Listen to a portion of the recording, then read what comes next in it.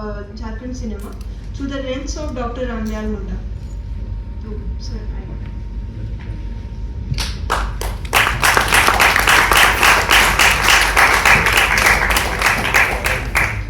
सभी को जोहार और हमारे बीच मौजूद पद्मश्री मुकुंद नायक जी और पद्मश्री मधु मंसूरी जी और हमारे राष्ट्रीय पुरस्कार 3 बार के राष्ट्रीय पुरस्कार विजेता फिल्मकार बिजू टुक्कू जी, आप सबका यहाँ पे स्वागत है।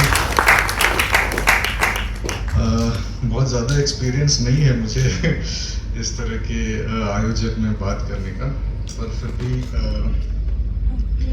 मैं जिस तरीके से तैयार होकर के आया हूँ इसमें उस तरीके से ही मैं अपनी बात रखना चाहूँगा। अभी जो आप लोगों ने फिल्म देखा गाड़ी लोहरदगा मेल, ये मैंने 2009 में पहली बार देखी थी ये फिल्म। उस टाइम पे मैं जस्ट कॉलेज से पास आउट होकर के आया था। मैंने जैसे यहाँ पे बहुत सारे मास कॉम के स्टूडेंट्स दिख रहे हैं मुझे, तो मैं भी मास कॉम पढ़ रहा था और उसके बाद ये फिल्म मैंने देखा था। तो वो जो जर्नी है उसके बारे में मैं थोड़ी सी बात करना चाहता हूँ और थोड़ा डॉक्टर रामदयाल मुंडा जी सिनेमा से कैसे जुड़े हैं और उनको हम सिनेमा के द्वारा कैसे समझते हैं और उनका जो विजन हम किस तरीके से फिगर आउट कर पाते हैं। उन्होंने जिस तरीके के मतलब जैसे कि आर्ट फ्रैटर्निटी के साथ किस तरीके से अपना जीवन बिताया, उस हिसाब से उस तरीके से हम थोड़ा उसको देखने की कोशिश करते हैं। तो मैं झारखंड मूवमेंट के लोग हैं यहाँ पर बहुत सारे। तो जब झारखंड मूवमेंट पीक पर चल रहा था तो उस वक्त मैं स्कूल में पढ़ रहा था और हॉस्टल में था, तो बिल्कुल ही बाहर क्या चल रहा है उसके बारे में बहुत ज़्यादा जानकारी नहीं होती थी। कुछ मुश्किल से 7 क्लास में होऊंगा मैं, 7-8 में। तो बस इतना पता चलता था कि झारखंड बंद हो रहा है, तो छुट्टी होती थी हम लोग की। तो ऐसा सिचुएशन था और फिर जब बाहर निकलते हैं तो हम आप देखो हमारे घरों में बातें होती हैं झारखंड मूवमेंट के बारे में, या थोड़ी बहुत मतलब जो सामने आपके बैठे हुए हैं उनका नाम भी लिया जाता था और डॉक्टर रामदयाल मुंडा जी का नाम लिया जाता था। और ये कमोबेश आप घरों में एक वातावरण तो रहता था इसको लेकर के। तो जब हम आगे बढ़ते हैं तो कॉलेज वगैरह खत्म करने के बाद जब मुझे समझ में आया कि मुझे सिनेमा करना है, सिनेमा जो है उसके प्रति मेरा मतलब प्रेम शुरू हुआ कॉलेज के दिनों में। फिर जब अब सिनेमा करना है इतना तो समझ में आ गया था, पर सिनेमा क्यों करना है वो मुझे वापस झारखंड वापस आने के बाद समझ में आया। और उसका मैं उदाहरण मतलब कुछ एनेक्डोट्स हैं जो साझा करना चाहता हूँ कि मैं श्री प्रकाश जी के यहाँ काम करता था, 1 साल उनके साथ काम किया 2009 में। तो उस दौरान कुछ फिल्में बनती थी, वहाँ पे बन रही थी, उनका प्रोडक्शन हाउस है। तो उसमें रमनिका गुप्ता जी के कुछ रमनिका फाउंडेशन की कुछ एक फिल्म बन रही थी। तो उस वक्त मेरा काम, क्योंकि मैं जस्ट कॉलेज ग्रेजुएट था और मेरा काम यही था कि सबटाइटल जो है उसको फिल्म में लगाना है। तो जो सबटाइटल्स हैं वो लिखे हुए हैं और उसमें ग्रामर चेक करना, ये सब इतना काम था मेरा। तो उस दौरान ही मैं मतलब क्या बोलूं, एकदम सामने से डॉक्टर रामदयाल मुंडा जी का के विचारों को मतलब क्योंकि वो टाइप कर रहा था मैं कि वो क्या बोल रहे हैं, तो वो एकदम से आप बहुत क्लोजली आप रूबरू होते हैं उस चीज को लेकर के। तो जो पहला जो मतलब उनकी जो स्पीच थी उसको सबटाइटल कर रहा था, तो उसमें दो चीज़ें थी। एक तो सबसे पहले मेरा ध्यान जो आकर्षित करता है एक गाना है जो आप सबने सुनी होंगी, हाथू हाथू टोला टोला। तो वो गाने के जो सबटाइटल्स कर रहे थे, तो जो सबटाइटल्स जो हम लोगों ने हिंदी में मैं लिख करके लाया हूँ, उसका जो सबटाइटल हम लोगों ने किया, मैं मुंडारी नहीं जानता था फॉर ऑब्वियस रीजंस। तो नाचना गाना सुनाई दे रहा है, गांव गांव में टोले टोले में नाचना गाना सुनाई दे रहा है, हमें इस नाचने गाने और संगीत के बारे में कौन बताएगा, कौन सिखलाएगा। तो एक तरह से नहीं, ये बिल्कुल ही मुझे ऐसा लगा कि कोई हमें हमारी बात कर रहा है, क्योंकि हम ऐसे जनरेशन से थे जो काफी चीजों को लेकर के ऑब्लिवियस था, एक ऑब्लिवियन में हम थे, बहुत सारी चीजों के बारे में हम नहीं जान रहे थे, और समाज किस तरीके से बदल रहा है वो सब हमको नहीं समझ में आ रहा था। तो जब ये गाना मैं सुनता हूँ तो ऐसा लगता है कि हमारी बात हो रही है, और सिर्फ हमारी बात हो रही है नहीं, वो हमारी तरफ से बोल रहे हैं, हमारे जनरेशन की तरफ से बोल रहे हैं। हमसे बड़े हैं पर फिर भी हमारे जनरेशन की तरफ से वो बोल रहे हैं। तो ये एक बोध होता है। दूसरा जो मैं एक मतलब वहाँ स्पीच था, तो उसमें पहली बार ऐसा हुआ था कि कोई मुझे ये बता रहा था कि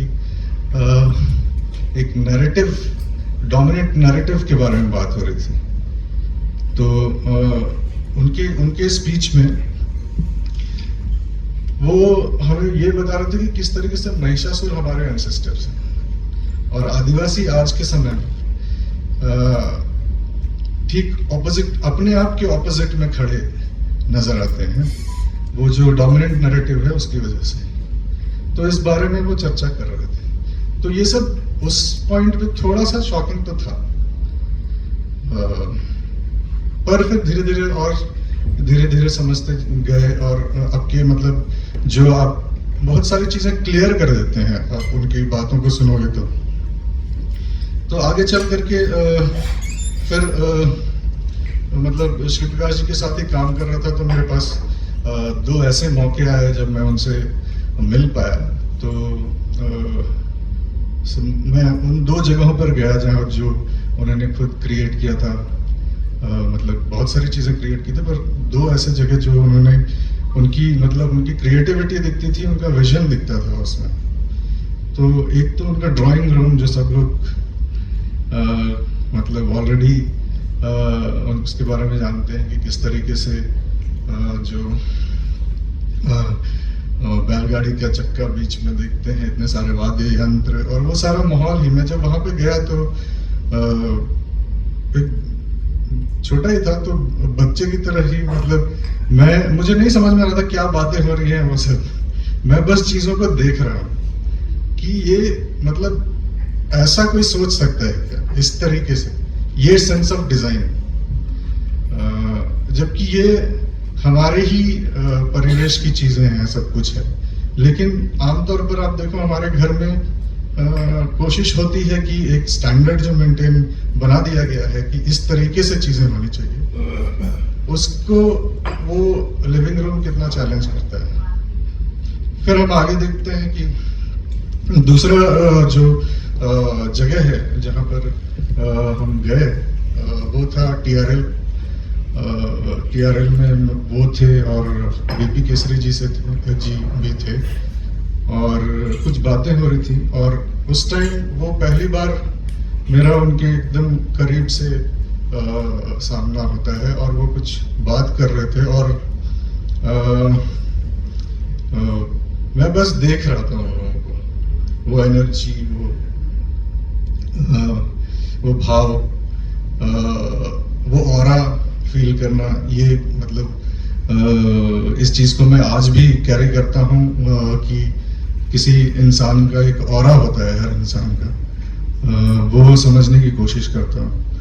तो वो उस टाइम पे बहुत ऐसे अवाक करने वाला एक ऑरा होता है। तो आगे चलते हैं। और TRL ही वो जगह है जहाँ पे मैं पहली बार ऑडिशन लेने गया था अपनी फिल्म का। तो अगर उस तरीके का स्पेस ना होता तो कितनी मुश्किलें हो सकती थी। आगे बढ़ते हैं, हम देखते हैं कि अब मुंडा जी फिल्म मेकर तो नहीं थे, फिल्म मेकर नहीं थे, नहीं कह सकते हैं, पर स्टोरी टेलर तो जरूर थे। स्टोरी टेलर, क्योंकि हर जो आर्ट फॉर्म है, आपका गीत संगीत, आपका साहित्य या पेंटिंग हो गई, वो सारी चीज़ों को जोड़ने वाली एक कॉमन पॉइंट है स्टोरी टेलिंग। कहानी कहता है एक आर्टिस्ट। तो वहां पर आप देखोगे कि वो उनका जो इंटरेस्ट है वो सिर्फ म्यूजिक या साहित्य से में न होकर के वो सिनेमा तक भी किस तरीके से फैल जाता है। जैसे हम कह सकते हैं कि उन्होंने सिनेमा को छुआ है, झारखंडी सिनेमा को छुआ है। जैसे कुछ फिल्में हैं, जैसे अखड़ा द्वारा बनाई गई कुछ फिल्म, जैसे आप देखो development flows from the barrel of a gun, ये फिल्म आप जैसे कि सर बता रहे थे कि और उनकी आवाज़ से ही सब पहचान ले जाते थे। और बहुत सारे लोग ऐसे सोचते होंगे कि ये छोटा सा काम है कि सिर्फ आवाज़ देना है, पर ये वो पार्टिसिपेंट्स जो होता है फिल्म मेकिंग प्रोसेस में, चाहे छोटा हो या बड़ा हो, उसका इम्पोर्टेंस समझना कि एक नरेटर होता है, एक सूत्रधार होता है जो कि स्टोरी बताता है, उसकी भूमिका में होता है एक वॉइस ओवर देने वाला कलाकार। तो उसको समझना और उसको बखूबी निभाना, ये आप कोड़ा राजी और development flows from the barrel of a gun में आप देख सकते हैं। उसी तरह आगे एक फिल्म बनती है मुंडारी सृष्टि कथा। ये एक एनिमेशन फिल्म थी। आप देखो उनका क्या कहते हैं, जो एनिमेशन बहुत मुश्किल होता है बनाना, किसी ने अगर ट्राई किया होगा, और वो कि बहुत कैपिटल इंटेंसिव आर्ट फॉर्म है। मतलब सिनेमा भी है, पर ये एनिमेशन बहुत कॉस्टली मीडियम है। पर उन्होंने एनिमेशन में एक पॉसिबिलिटी देखी कि हमारे जो फोकलोर्स हैं, हमारी जो कहानियाँ हैं, वो किस तरीके से वो एनिमेशन में आ सकती हैं, और वो बहुत सहज तरीके से आ सकती हैं। और आप देखो जो कि शायद नॉर्मली लाइव एक्शन फिल्मों में नहीं आ सकते, तो उसको वो देखना, और फिर उसके स्टोरी बोर्डिंग भी वो खुद करते थे। और स्टोरी बोर्डिंग बच्चों को पता होगा कि जब भी आप शूट करने जाते हैं उससे पहले स्टोरी बोर्डिंग होती है, जिसमें हर फ्रेम को आप ड्रॉ करके देखते हैं, हर फ्रेम को आप ड्रॉ करके देखते हैं, और उससे मतलब उसी से गाइड होता है रेस्ट ऑफ द फिल्म। तो वो स्टोरी बोर्डिंग पर बैठना, और जो एनिमेटर है उसको पूरी तरीके से गाइड करना, म्यूजिक, ये सारी चीज़ों में वो इन्वॉल्व थे और उन्होंने किया। और आप देखो किस तरीके से वो निकल करके आता है आपको वो फोकलोरिश, जो एक क्या कहते हैं, एक फोकलोरिश जो फील होता है, जो एसेंस होता है, वो उस एनिमेशन में आपको भरपूर मिलता है। आगे उन्होंने, और मतलब उससे पहले उन्होंने कुछ गाने भी रिकॉर्ड किए थे तेज मुंडू जी और मोनिका मैम के साथ। जो जैसे श्री प्रकाश जी से बात कर रहा था, तो उनका कहना था कि वो कहीं ना कहीं उनको म्यूज़िक वीडियोस में भी कन्वर्ट करना चाहते थे। चूँकि हम ऑडियो विजुअल मीडियम की बात कर रहे हैं, तो म्यूज़िक वीडियोस पे भी थोड़ा बात करना चाहिए हम लोगों को, क्योंकि म्यूज़िक वीडियोस उस टाइम पे जो उन्होंने जो बदलाव देखा था संगीत को लेकर के, क्योंकि एक आधुनिक समय था, नए तरह के गाने आ रहे थे, तो उस टाइम पे उनको ये समझ में आया कि किस तरीके से ये चेंज जो है ये इनएविटेबल है, इससे बचा नहीं जा सकता है। लेकिन उसको भी उन्होंने एक दिशा देने की कोशिश की। उन्होंने जो मॉडर्न म्यूजिक है या जो भी फ्यूजन हो सकता है उसकी पॉसिबिलिटीज पर भी ध्यान दिया और इस तरीके से उनको रचा कि जो आदिवासी एसेंस है जो ऑलरेडी उसमें जो गीतों में समाहित है वो कहीं से डिस्टर्ब ना हो, उसके साथ कभी कोई कॉम्प्रोमाइज ना हो, उसको एक अलग लेवल पे किस तरीके से लेके जाया जा सकता है उस पर उनका सारा ध्यान रहा और उस चीज को ध्यान दे करके उन्होंने कुछ गाने बनाए। और आगे चल करके और भी कुछ देख सकते हैं हम लोग। आपको एक फिल्म आई थी 2010 में बाहा, तो श्री प्रकाश जी डायरेक्टर हैं उनके। तो ये एनेक्डोट मैं इसलिए बता रहा हूँ क्योंकि उससे आपको समझ में आएगा कि वो किस तरह से सोचते थे। जब उन्होंने जब दिखाया उसमें उनको वो जो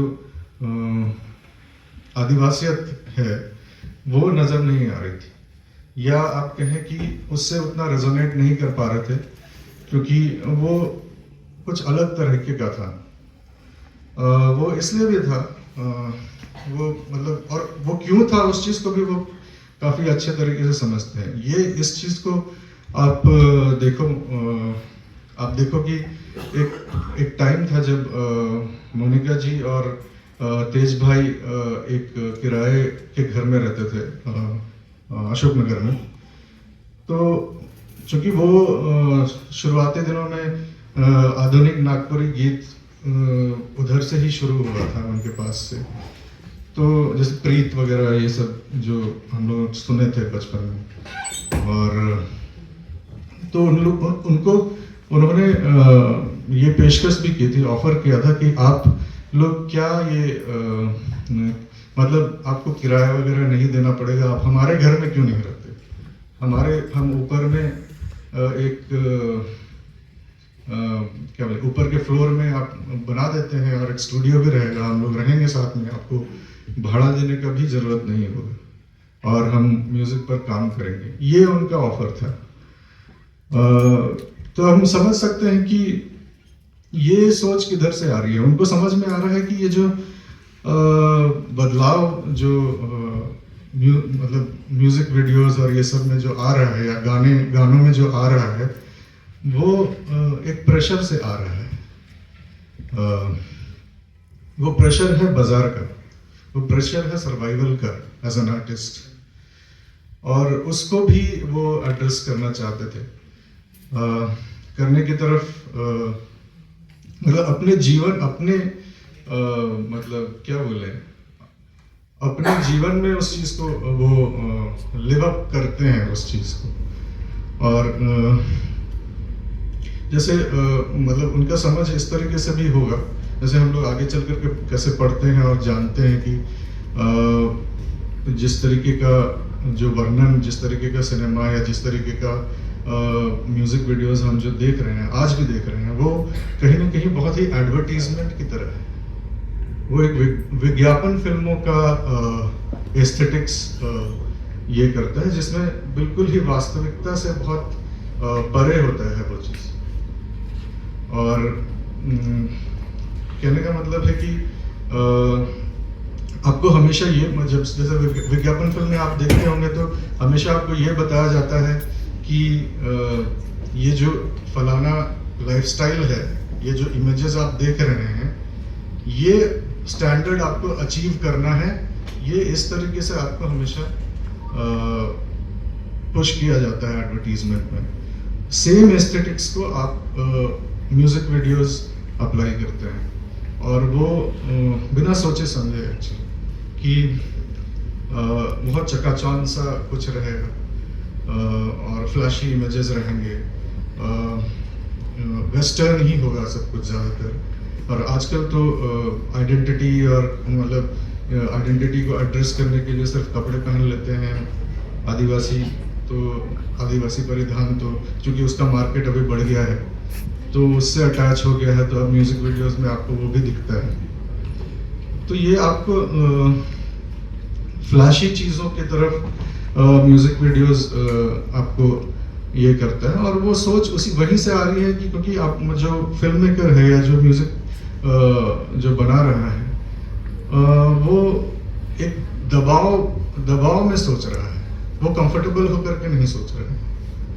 वो दबाव ये है कि उसको घर चलाना है, फाइनेंशियल कमर्शियल जो ये है दबाव है, उससे निकल करके आ रही हैं चीज़ें।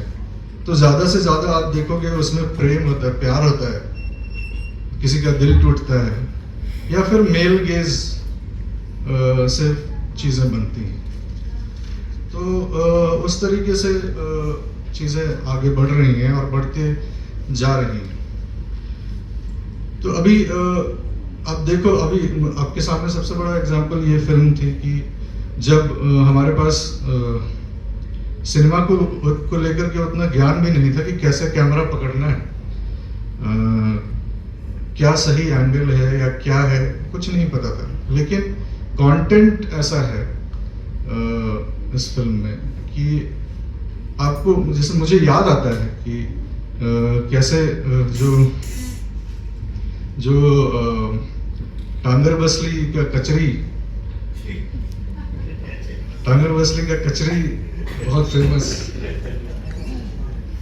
तो ये सब चीजें, छोटी छोटी चीजें जो पब्लिक मेमोरी से गायब हो चुकी हैं बिल्कुल ही, वो आपके सिनेमा में दिखाई देता है। पर जो अभी जो करंटली उसमें है, और जिस भी जो दबाव की वजह से, जो मार्केट फोर्सेस के दबाव की वजह से जो चीज़ें हो रही हैं और होती हैं, वो उसमें और इसमें ज़मीन आसमान का फ़र्क है।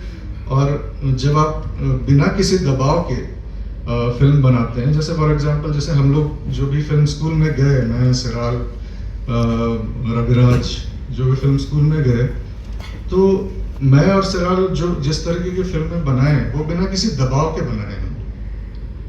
मुझे नहीं ये था कि उस फिल्म का क्या होगा, वो बिकेगी कि नहीं, ये जो सेल करने वाली जो चीज़ है ना कि बेचना है उसको, उस दबाव में मैंने वो फिल्म नहीं बनाई। सेम चीज़ सिराल पर भी लागू होती है। और सिराल भी इस पर चर्चा करते हैं हमसे कि अगर जिस दिन हम पर वो दबाव हावी होता है तो हम किस तरीके से फिल्म बनाएंगे, ये भी देखने की एक बात है। लेकिन वहीं पर हम आते हैं, जैसे कि मैंने तेज भाई और मोनिका जी का एग्जाम्पल दिया, तो अब ये पूरे समाज के सिचुएशन में आप देखो, आदिवासी समाज अभी जस्ट ट्रांजिशन कर रहा है एकदम, जहाँ पे मतलब कैश वाला इकोनॉमी नहीं है आदिवासी समाज, और अभी अभी ट्रांजिशन कर रहा है और ट्रांजिशन कर ही रहा है, प्रोसेस में है। गिने चुने इधर उधर आपको कुछ नए मिलियनेयर्स दिखेंगे। तो अब मतलब जब एक इंफ्रास्ट्रक्चर क्रिएट कर रहा है आदिवासी समाज अपने लिए, मतलब रोटी कपड़ा मकान कर रहा है, मतलब ये क्या बोले, मेन स्ट्रीम पर्सपेक्टिव से मेन स्ट्रीम सिचुएशंस में घुस रहा है या उसमें सामने आ रहा है, आगे आ रहा है, तो उसमें वो चीज़ें इंश्योर कर रहा है। तो अभी आर्ट को लेकर, आर्ट तो पीछे उसमें हटता जाएगा। ये मतलब ये सैड है बहुत, पर ये ऐसा होता जाएगा। और इसमें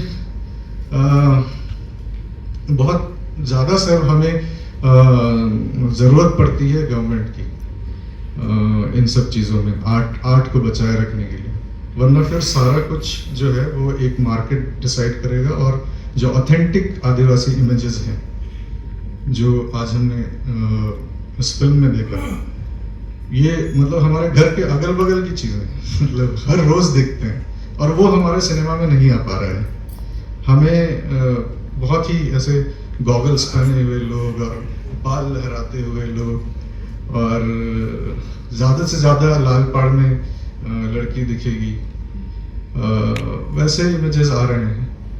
तो हमें चाहिए कि हमारे समाज से जो ऑथेंटिक इमेजेस हैं, जो हमारे अगल बगल के लोग हैं, उनको जगह मिले।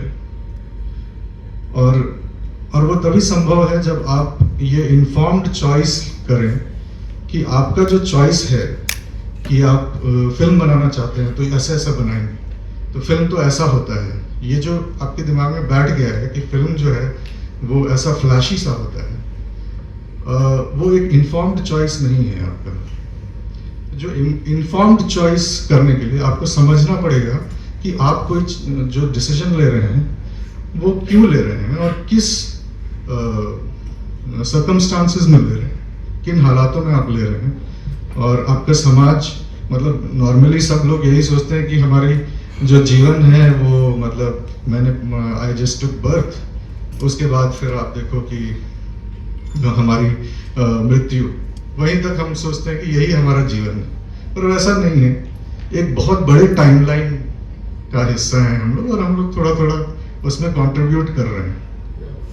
तो वहां पर हमको देखना है कि हम जो चॉइसेस बना रहे हैं वो कितने इन्फॉर्म्ड हैं, या हम जस्ट बहते जा रहे हैं एज फिल्म मेकर्स। तो मुझे लगता है ये जो मैंने एग्जांपल्स दिए या एनेक्डोट्स बताए, ये बहुत ज़्यादा डॉक्टर रामदयाल मुंडा इस चीज़ को लेकर काफ़ी ज़्यादा सजग थे। और बस दो चीज़ और मेंशन कर दे रहा हूँ, मुझे ये ज़रूरी लगता है। मुझे लगता है कि यहाँ पर जो सिनेमा हो रहा है TRI में इसको चापलूसी मत समझिएगा। TRI में जो सिनेमा हो रहा है, जो बातें हो रही हैं, और एक स्क्रीनिंग होती है हर फोर्टनाइटली सैटरडेज को, अब फ्राइडे भी कर दिया जाएगा।